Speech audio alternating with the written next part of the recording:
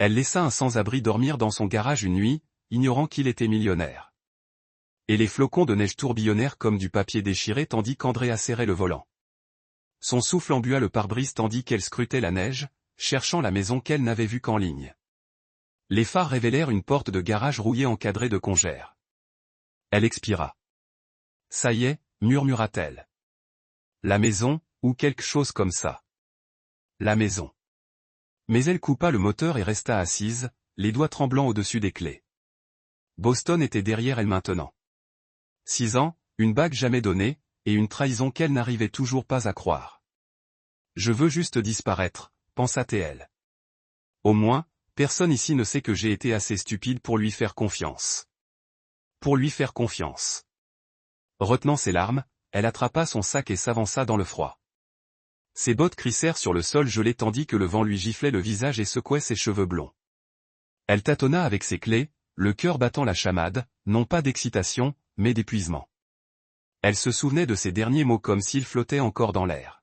« Je suis désolé, Andrea. C'est arrivé comme ça. On ne voulait pas te faire de mal. » Elle n'avait pas répondu. Elle était partie. Elle tourna la clé et entra dans sa voiture de location. Lumière tamisée, mur nu, sol poussiéreux. Tout semblait suspendu, hors du temps. Elle posa son sac, les doigts traînant sur le dossier d'un canapé usé. Puis elle traversa la pièce et écarta le rideau. Dehors, le garage était immobile dans la neige, froid et silencieux. Un bruit, un léger grattement métallique. Le corps d'Andrea se tendit. Elle se figea, les yeux plissés vers le garage. Était-ce le vent? Un autre grattement, plus fort cette fois, comme du métal contre du ciment. Son cœur bondit dans sa gorge.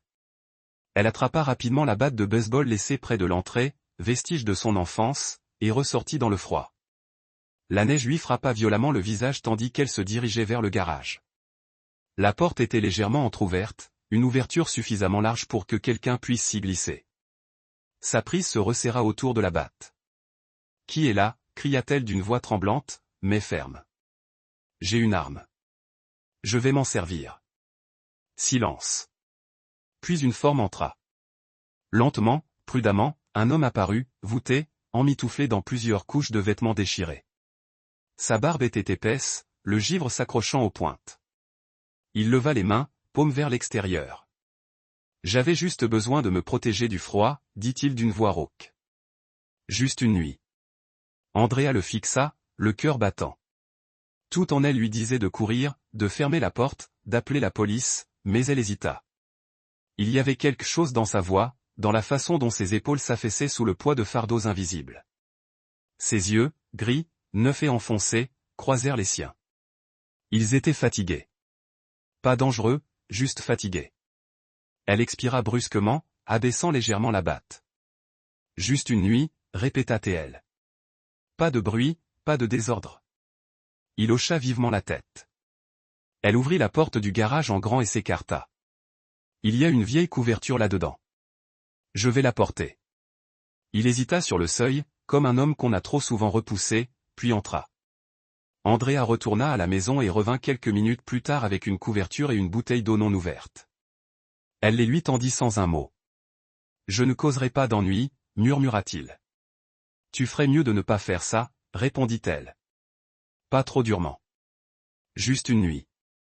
Il hocha de nouveau la tête et s'installa dans un coin du garage, s'enroulant dans la couverture. Elle l'observa une seconde de plus, puis referma la porte, la verrouillant avec un clic plus fort qu'elle ne l'aurait cru. De retour chez elle, elle s'appuya contre la porte et ferma les yeux. « Mais qu'est-ce que tu fous » murmura-t-elle.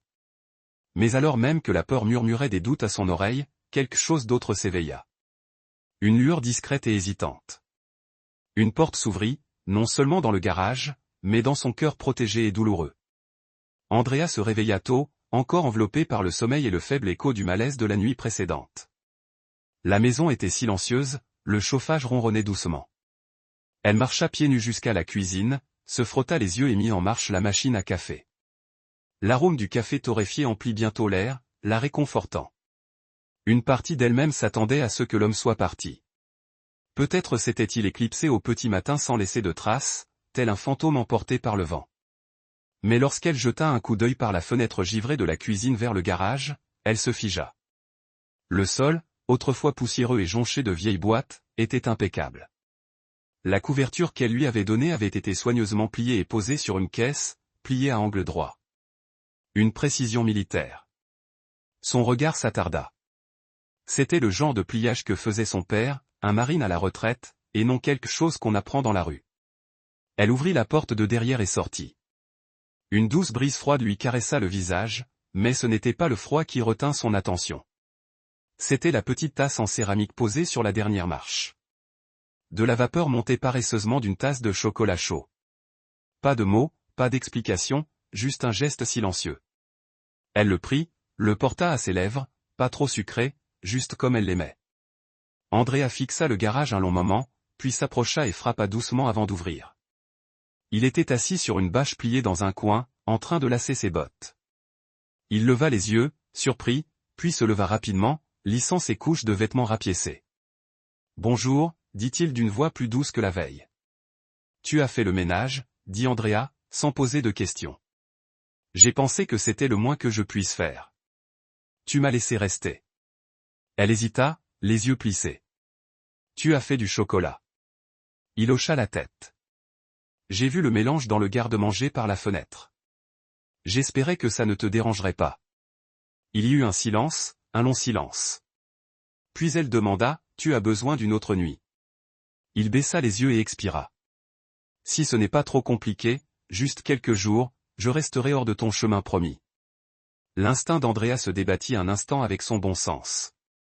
Puis elle hocha la tête. « D'accord, mais pas de surprise et personne d'autre, juste toi. »« Je comprends, » dit-il avec une lueur qui ressemblait à de la gratitude dans ses yeux. Les jours suivants s'engagèrent dans un rythme inattendu.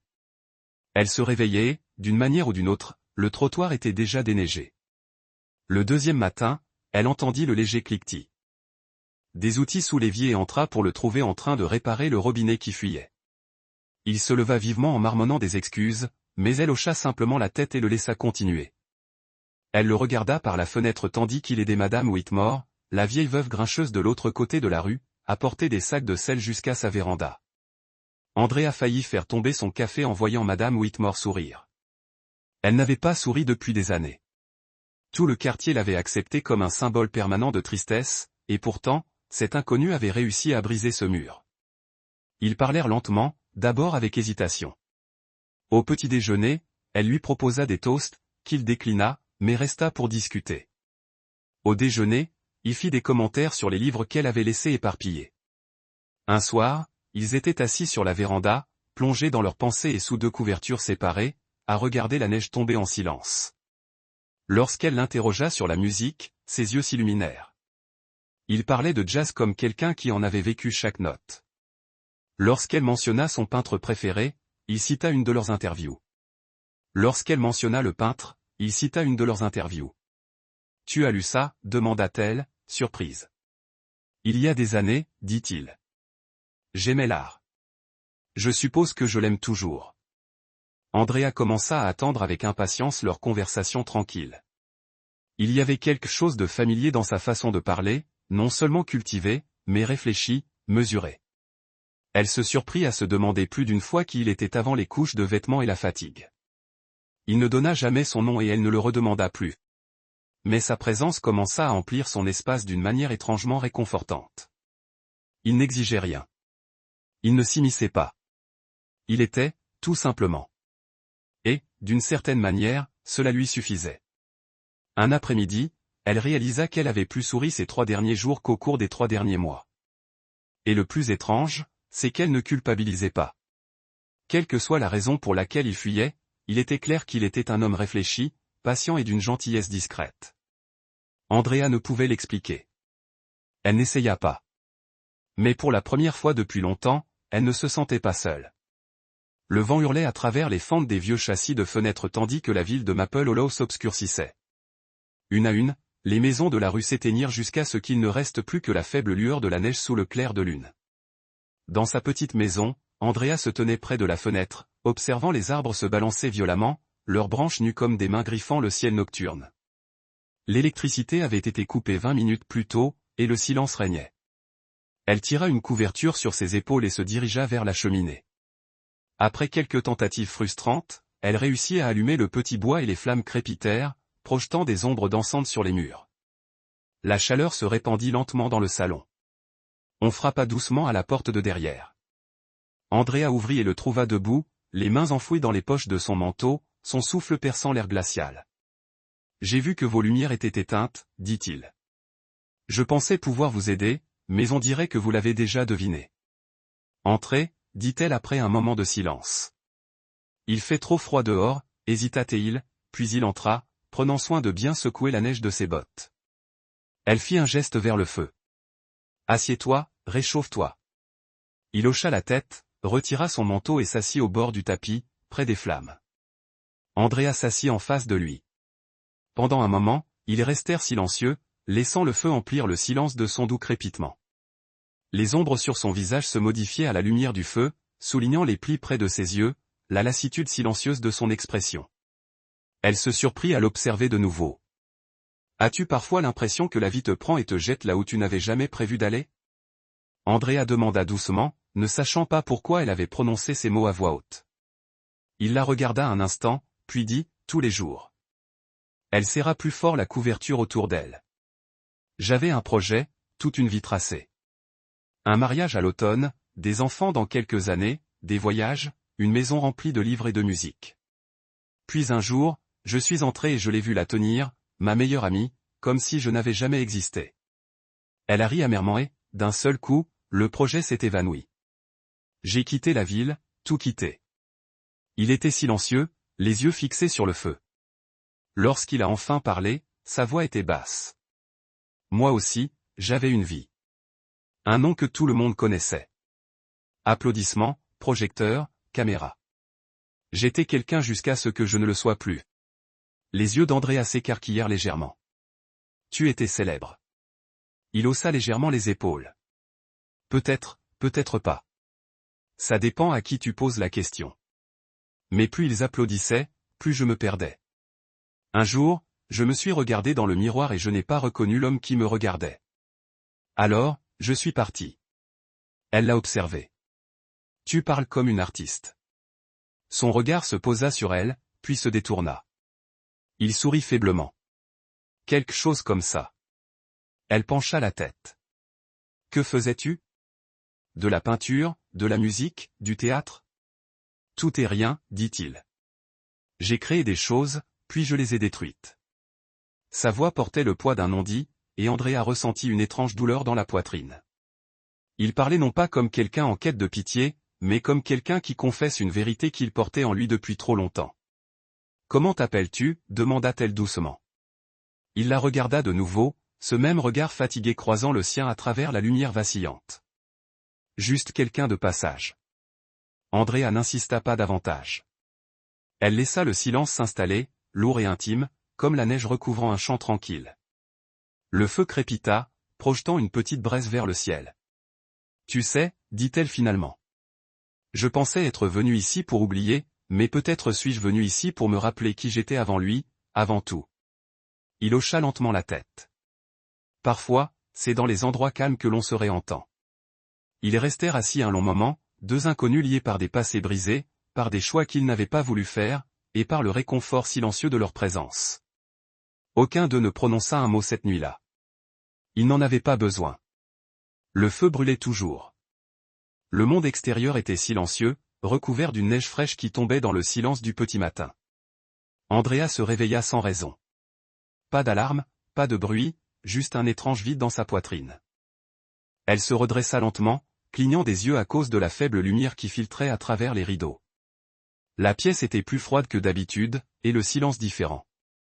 Elle enfila son pull et ses pantoufles, se dirigeant vers la porte de derrière. Le sol craqua sous ses pas en passant devant la cuisine.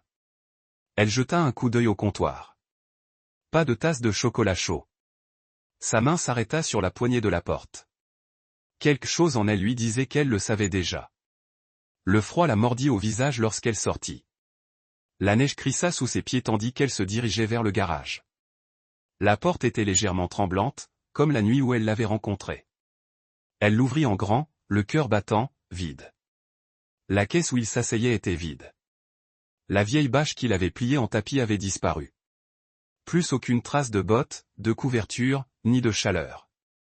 Le garage lui semblait une coquille vide, vide et sans vie. Andrea y entra lentement, son souffle perçant l'air glacial. Puis elle le vit. L'écharpe qu'elle lui avait donnée reposait délicatement sur la caisse. Pliée proprement, ni jetée, ni oubliée, laissée délibérément, et à côté, un morceau de papier épais, lesté d'une petite pierre. Elle le ramassa d'une main tremblante. C'était un dessin au graphite doux. L'image la représentait indéniablement, assise à la fenêtre, recroquevillée sur sa chaise, un livre ouvert dans les mains. La lumière ruisselait de la vitre imaginaire derrière elle, projetant sur son visage des ombres délicates. Il y avait de la paix dans son expression, un calme qu'elle ignorait porter. Mais il l'avait vu, il l'avait capturé. Andrea plaqua sa main sur sa bouche. Ses genoux fléchirent tandis qu'elle s'asseyait lentement sur la caisse. Le dessin tremblait sous sa main. Elle le fixa du regard, et plus elle le fixait, plus les larmes coulaient. Des larmes silencieuses et brûlantes qui fendaient l'air froid et lui brûlaient les joues. « Il m'a vu » murmura-t-elle. Sa voix se brisa. « Il m'a vu d'une manière que j'avais oubliée. On pouvait me voir. » La douleur fut soudaine et accablante, la submergeant comme une marée qu'elle ne pouvait arrêter. Elle ne pleurait pas parce qu'il était parti, même si cela lui faisait mal. Elle pleurait parce que durant les quelques jours qu'il avait passés ici, il l'avait remarqué, vraiment remarqué, comme personne ne l'avait fait depuis des années. Il avait regardé au-delà de ses murs, au-delà de sa douleur, et avait vu la dignité tranquille qu'elle pensait avoir perdue. Il l'avait vue non pas comme une femme abandonnée ou brisée, mais comme quelqu'un d'entier. Andrea serra le dessin contre sa poitrine et ferma les yeux. « Pourquoi es-tu parti » demanda-t-elle à l'espace vide. Le garage, silencieux et impassible, n'offrait aucune réponse, seul le bruit de la neige tombant doucement dehors, un silence qui enveloppait le monde de silence. Elle y resta longtemps, des heures, peut-être. Le dessin ne quittait jamais ses mains. Les jours passaient comme des flocons de neige fondant sur une peau chaude, silencieux, lents, ne laissant presque rien derrière eux. Andrea reprit ses habitudes. Café du matin, brève promenade, lecture près de la fenêtre, mais l'air de la maison semblait différent. Pas vide, juste un manque de quelque chose, de quelqu'un. Elle se surprit à jeter des coups d'œil vers le garage plus souvent qu'elle ne voulait l'admettre, espérant sans raison qu'il reviendrait, qu'elle le retrouverait là, avec sa présence silencieuse et son regard profond et scrutateur. Mais il restait silencieux, toujours vide. Le dessin restait sur sa table de nuit. Elle le fixait chaque soir avant de se coucher, mémorisant chaque ligne, chaque trait de graphite qui avait, d'une certaine manière, capturé plus que son visage. Il avait capturé une partie d'elle-même qui lui manquait sans le savoir. Un matin, après des semaines à le regarder et à s'interroger, elle enveloppa le dessin dans du papier craft et se rendit en ville. L'atelier d'art et d'encadrement de Maple Hollow était niché entre une boulangerie et un bureau de poste. Ses vitres étaient embuées par la chaleur intérieure. Une cloche sonna au-dessus de sa tête lorsqu'elle entra, secouant la neige de son manteau. Derrière le comptoir se tenait un homme d'un certain âge, portant des lunettes à monture argentée, légèrement voûtées mais alertes. Il leva les yeux et lui adressa un sourire poli. « Bonjour. En quoi puis-je vous aider ?» Andrea déballa soigneusement le dessin et le posa sur le comptoir. L'homme se pencha, son sourire s'évanouissant. Il attrapa les bords du papier comme s'il s'agissait d'un objet sacré, puis dit doucement, « Où avez-vous trouvé ça ?» Andrea hésita. C'était un cadeau de quelqu'un qui était resté avec moi un court instant. L'homme fixa l'image, les yeux brillants. Il toucha la signature dans le coin. Simple, presque cachée. « Savez-vous qui a dessiné ça ?» demanda-t-il. Andrea secoua la tête. Il ne me dit jamais son nom. L'homme expira lentement et la regarda comme s'il la voyait pour la première fois. C'est Vincent Gray. Je reconnaîtrais cette main n'importe où. Elle cligna des yeux. Qui est-ce ? La voix de l'homme s'adoucit. C'était une étoile montante du monde de l'art il y a 5 ou 6 ans. Jeune, brillant, intense. Ses portraits ne montraient pas seulement un visage, ils montraient une âme. Mais un jour, il disparut. Plus d'expositions, plus de presse, rien. Il sortit de derrière le comptoir et se dirigea vers un petit tiroir. Il revint avec une photo, une vieille affiche de galerie. Vincent était là, vêtu d'un élégant costume noir, le regard perdu dans le vide, comme s'il avait déjà disparu. Ses yeux étaient les mêmes. Le cœur d'Andrea fit un bond. Nick est entré dans cette boutique une fois, continua l'homme. Il avait un sac en cuir et un vieux carnet de croquis. Il m'a demandé si j'avais des stylos ou des pinceaux à vendre. Il a dit qu'il quittait la ville, qu'il en avait fini avec tout ça. Que s'est-il passé? L'homme déglutit. Il s'écria, juste ici, à ce comptoir. Il a dit qu'il avait fini de peindre, qu'il n'avait plus rien d'intéressant à dire. Puis il m'a vendu son dernier stylo-plume, une enveloppe qu'il utilisait pour ses signatures. Il disait qu'il ne voulait plus jamais la tenir. Andrea agrippa le bord du comptoir. Pourquoi quelqu'un comme ça disparaîtrait-il comme ça? L'homme secoua la tête. Certains artistes portent trop le monde en eux. Cela les pèse. Elle quitta la boutique quelques jours plus tard, le dessin encadré enveloppé dans du papier neuf sous le bras. De retour chez elle, elle fouilla en ligne dans tous les recoins possibles. Rien. Pas de réseaux sociaux, pas d'exposition récente, pas de coordonnées. J'ouvre ta maison, cria-t-elle, et c'était comme si Vincent Gray s'était effacé. Et pourtant, il avait été là, dans son garage, chez elle, dans sa vie. Elle arriva un mardi, glissée entre les plis du courrier indésirable et des prospectus d'épicerie, une enveloppe sans adresse de retour, de couleur crème douce, son nom écrit à l'encre noire profonde sur le devant, d'une écriture qu'elle reconnut instantanément. Ses doigts tremblèrent en l'ouvrant. À l'intérieur se trouvait une simple feuille de papier épais. Si vous avez encore le dessin, apportez-le.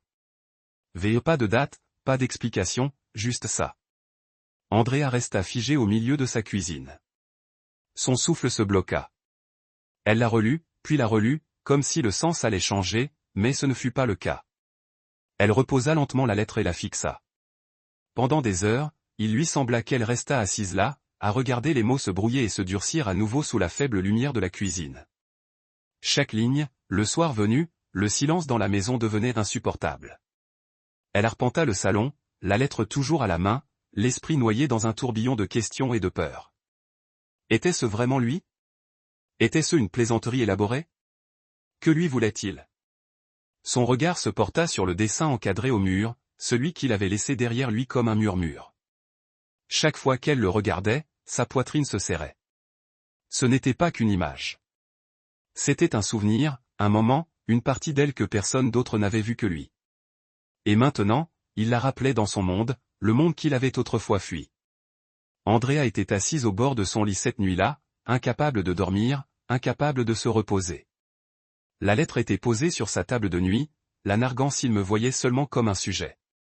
Elle murmura à voix haute, « Qu'est-ce que ça fait de moi maintenant? Une muse? Un modèle, un instant de son cheminement. » Elle pressa ses paumes contre ses yeux. Et si je voulais dire plus?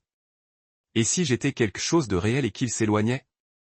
Son esprit tournoyait, repensant à chaque regard silencieux, à chaque phrase inachevée, à chaque silence entre qui lui avait semblé non dit mais compris. Mais était-ce bien le cas? Était-ce réel? Ou avait-elle imaginé cette profondeur parce qu'elle avait besoin de croire à nouveau en quelque chose? Le ciel dehors devint bleu pâle aux premières lueurs de l'aube. Andrea resta immobile, enveloppée dans une couverture, les yeux rouges et lourds mais secs. Puis elle se leva. Elle s'approcha du mur, décrocha le cadre, retira soigneusement le dessin de derrière la vitre et le roula dans un tube protecteur. Elle plia la lettre et la glissa dans la poche de son manteau, puis elle fit son sac, car au final, il ne s'agissait pas d'art. Il ne s'agissait pas d'un nom ou d'une signature. Il s'agissait de son cœur. Et son cœur avait besoin d'une raison. Même si cette raison pouvait lui faire mal. Même si la réponse était qu'elle n'avait jamais été qu'une source d'inspiration, pas d'amour. Pourtant, elle devait savoir. Les rues de New York bourdonnaient de vie. Les lumières de la ville projetaient de longs reflets sur le trottoir mouillé. Andrea se tenait devant la galerie, le cœur battant la chamade, les mains serrées sur le dessin roulé comme une bouée de sauvetage. À travers les portes vitrées, elle pouvait voir les gens se mélanger sous d'élégants lustres, la voix basse, les mouvements gracieux. Le panneau au-dessus de l'entrée indiquait, sa lumière, une exposition personnelle du VIC. Sa lumière. Andrea prit une longue inspiration, puis entra. L'espace était silencieux, empreint de recueillement. Les murs étaient tapissés de toiles, grandes, intimes, époustouflantes, et chacune d'elles était la sienne. Andrea cligna des yeux, stupéfaite. Elle était là, assise près de la fenêtre de son salon, baignée par la lumière matinale. Elle était là, de nouveau, debout dans la neige, son manteau serré autour d'elle, les yeux levés vers le ciel tandis que les flocons tombaient. Un autre tableau la représentait en train de rire, la tête renversée en arrière, dans un moment de joie insouciante dont elle se souvenait à peine. Sa gorge se serra. Mais il n'y avait pas que son visage dans ces tableaux. C'étaient ses émotions, son calme, son feu, son chagrin et sa guérison mêlés. Chaque toile irradiait une part d'elle-même. Elle pensait que personne ne l'avait jamais remarqué, et pourtant, lui, si. Tandis qu'elle passait d'une œuvre à l'autre, les invités autour d'elle murmuraient. « Elle est magnifique », dit quelqu'un. Il y a tellement d'émotions dans ces tableaux, on a l'impression de la connaître. Andrea atteignit le dernier tableau, niché dans un coin tranquille sous un unique projecteur. Celui-ci était plus petit, plus doux. Elle fit un pas en avant et halta. C'était son sommeil. Elle était recroquevillée dans son fauteuil, une couverture autour des épaules, le visage illuminé par la lueur vacillante des bougies. Ses traits étaient détendus, paisibles, vulnérables, d'une manière qui semblait sacrée. Andrea porta la main à sa bouche. Des larmes montèrent, puis coulèrent à flots. Elle ne savait même pas qu'il l'avait vue ainsi. Derrière elle, le silence se fit peu à peu. Des pas s'approchèrent sur le côté, puis sa voix. « Merci à tous d'être venus ce soir. » Elle se retourna lentement, le souffle coupé. Il était là, Vincent, debout sous la lumière principale de la galerie, vêtu d'un costume sombre, propre, rasé, serein, mais son regard, lui, était le même. Fatigué, profond, silencieux, toujours le sien. Il regarda la foule. « Je suis Vincent Gray. » Un murmure parcourut la salle. Il continua, calme et clair. « Certains d'entre vous se souviennent peut-être de moi comme d'un peintre disparu. La presse m'appelait le génie perdu, l'homme qui avait fui le génie. Mais la vérité est plus simple. J'étais un homme qui avait perdu sa raison de créer. J'étais consumé par le succès. J'ai cessé de voir le monde tel qu'il était. J'ai cessé de voir les gens. Il s'est arrêté jusqu'à ce qu'un soir, je me retrouve dans une petite ville, sans abri, épuisé, essayant de disparaître, et qu'une femme, une inconnue, me laisse dormir dans son garage. Sans question, sans jugement. » Andrea sentit le regard de la foule se détourner. Elle essaya de rester immobile, mais l'émotion la traversa. Vincent la regarda droit dans les yeux. Elle ne connaissait pas mon nom. Elle ne demandait rien. Elle me donnait simplement de la chaleur. Et dans ce silence, j'ai recommencé à voir, à ressentir, à me souvenir pourquoi j'avais pris un crayon. Il a fait un geste vers la pièce. Ces tableaux ne sont pas que des portraits. Ce sont des fragments de ce que j'ai vu en la regardant. Sa force, son immobilité, sa tristesse, sa gentillesse, sa lumière, le silence. Puis, lentement, des applaudissements. Douces d'abord, puis montantes, ondulant dans la galerie comme une vague. Andrea restait figé, des larmes coulant silencieusement sur ses joues tandis que des inconnus applaudissaient pour un amour qu'il ne comprenait pas. Pleinement, mais qu'il ressentait pourtant profondément. Vincent descendit, s'avançant vers elle, les applaudissements s'estompant derrière lui. Mais Andrea ne bougea pas. Elle ne pouvait pas. Pas encore. Andrea sortit de la galerie dans la nuit froide, le bruit et les lumières résonnant encore derrière elle comme un rêve. La neige tombait de nouveau, douce, silencieuse, sans fin. Les lumières de la ville se brouillaient à travers les flocons, rendant tout irréel. Elle marchait lentement, le tube à dessin pressé contre sa poitrine, le souffle saccadé. Elle ne savait que ressentir intérieurement.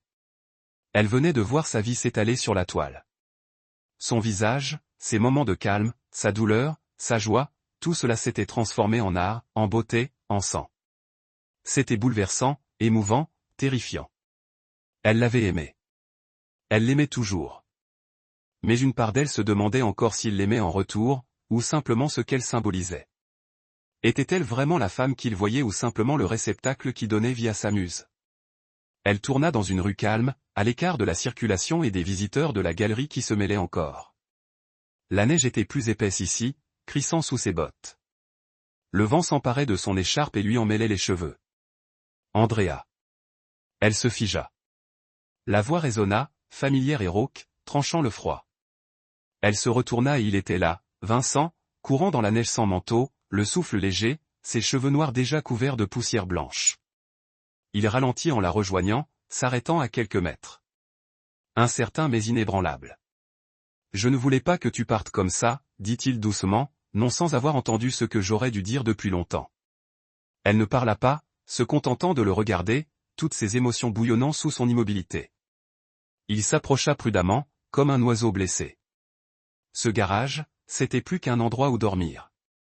C'était le seul endroit où je n'étais pas Vincent Gray, ni le prodige, ni la déception. J'étais juste un homme, froid, perdu. Et puis tu as ouvert une porte. Sa voix se brisa légèrement. Tu ne m'as pas laissé rester dans ton garage. Tu m'as laissé rester dans ton monde. Tu m'as écouté. Tu m'as vu avant que je ne puisse me revoir. Andrea déglutit, mais sa voix était ferme. Et tu m'as vu plus que quiconque. Il hocha la tête. Mais je suis parti sans dire au revoir. J'avais peur, non pas de toi, mais de ce que je ressentais, de ce que je commençais à vouloir. Je pensais que si je restais, je gâcherais tout. Te gâcher? Ses yeux brillaient de larmes. Tu as déjà cassé quelque chose. Je sais, murmura-t-il. Et je suis tellement désolé. Il fouilla dans son manteau et en sortit un petit paquet plat enveloppé dans du papier craft. Avant de partir, j'ai dessiné ça. Je n'allais pas te le montrer. Je ne pensais pas le mériter. Mais maintenant, je veux que tu l'aies. Elle le prit, les mains tremblantes, dépliant soigneusement les pages. À l'intérieur se trouvait un dessin, des lignes douces et délicates au graphite et à l'aquarelle. Ils étaient debout côte à côte devant le garage, le ciel derrière eux peint aux teintes chaudes du coucher de soleil. Leurs visages étaient légèrement tournés l'un vers l'autre, souriant, pas largement, juste assez. Un instant de paix, d'amour, Andrea le contempla, le souffle coupé. Ce n'est pas parfait, dit Vincent doucement. Mais c'est réel, comme nous. Elle leva les yeux vers lui. Je ne veux pas que tu sois une muse, dit-il. Je ne veux pas que tu sois une idée. Je veux que tu sois ma réalité. Si tu veux de moi, si nous pouvons recommencer, non pas comme des étrangers, non pas comme des ombres, mais comme nous. Andrea s'avança. Elle ne dit rien. Elle le serra simplement dans ses bras, et il la serra dans ses bras. La neige tombait plus lourdement autour d'eux, étouffant le monde, les enveloppant d'un cocon de silence et de douceur. Leur étreinte fut longue, immobile et pleine. Deux êtres brisés et recomposés, trouvant l'un dans l'autre une paix qu'ils n'auraient jamais cru mériter. Plus tard, ils marcheraient ensemble, main dans la main, vers les lumières, vers ce qui viendrait ensuite. Mais à cet instant, sous le lampadaire, sous la neige qui tombait, plus rien d'autre n'avait d'importance. Le garage du Vermont, silencieux, ancien, simple, serait toujours là. Mais désormais, ce ne serait plus seulement un souvenir d'abri. Ce serait le lieu où la guérison a commencé, où les cœurs se sont ouverts, où l'amour est revenu, où un nouveau chapitre a commencé. Merci de nous avoir rejoints pour ce voyage bouleversant. Si Andrea et l'histoire de Vincent a touché votre cœur, si elle vous a rappelé que l'amour peut guérir, que la gentillesse peut déclencher une transformation et que même un garage peut devenir un sanctuaire, alors c'est le genre d'histoire que nous étions censés partager avec vous.